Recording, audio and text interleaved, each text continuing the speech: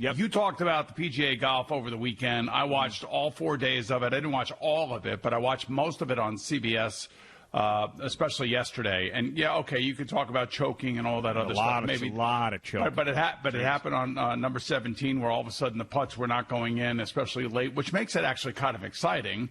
And it also makes it, for those of us who love to play the game of golf, so maddening. And it happens to all of us. Now, what did you think overall of the broadcast without fans? Did you watch any of it? Yeah, of course. Yeah. No, all right. So what did you think of the broadcast without fans? So it was fine. The broadcast itself was enjoyable. The time that I missed, though, the fans was like at the end.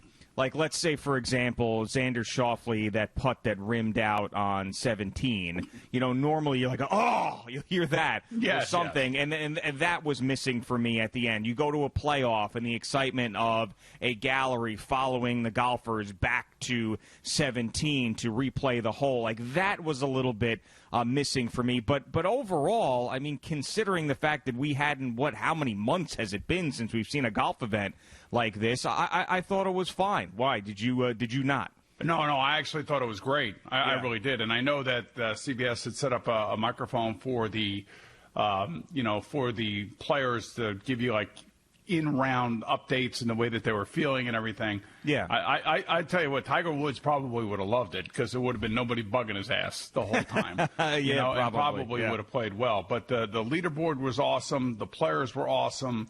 I thought the broadcast was amazing. And what was amazing to me is when Jim Nantz goes through where everybody is and what they're responsible for and the fact that he's in the 18th tower by himself. So they had people, obviously, in Fort Worth. So those were the people that were on site.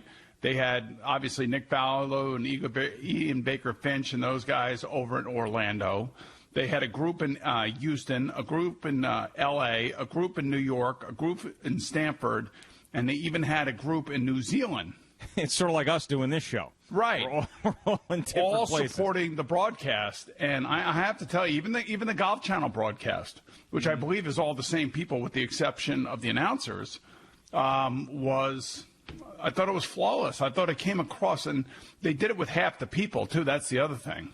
Sure. They don't need as many people. Maybe they do when there are fans there or something. But the fact of the matter, I thought the whole thing was about as smooth as you could possibly get. There was a little talking over each other, kind of like we did when we first started this.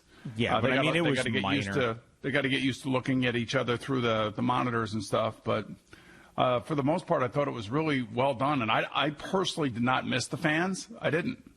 Yeah, the only times that I mentioned is when I missed it, when things were getting hot and heavy and we're going to a playoff, and then it seemed to me that was the one thing that could have added to it, of course, but I understood going in there wasn't going to be fans. I'll say this about the broadcast, that it was so good and so smooth that I barely thought about it, and that's when I think a broadcast is at its best. Like, for example, we would just slam Monday Night Football the last couple of years because the broadcast ended up becoming more of a story than the game half the time because these guys were doing things that were just so laughable, and Booger's drawing stuff on the telestrator that looks horrible, and Jason Witten can't pronounce words, and you're thinking this broadcast is now taking over the situation. This was a difficult thing to pull off. I thought the broadcast was so flawless. I was never really thinking about it. I wasn't thinking about how hard it was to pull off, which is a credit to everybody who did pull it off. No, it really is. And, and obviously they got great weather and they got great drama late in the,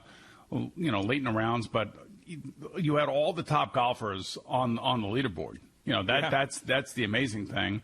And hopefully that's going to be the case for the next 3 weeks. Now, the question is, and I'll ask this again after every sporting event. What if? Are there any COVID-19 positive cases coming out of this? Because obviously you saw, they were taking the flag out of the hole. That they were elbow bumping. There were a couple fist bumps. Nobody really was wearing masks other than the cameramen, and it seemed like the boom mic guys, the support guys behind the camera guys. They were all wearing masks, but everybody else was basically wide open and out there doing their thing.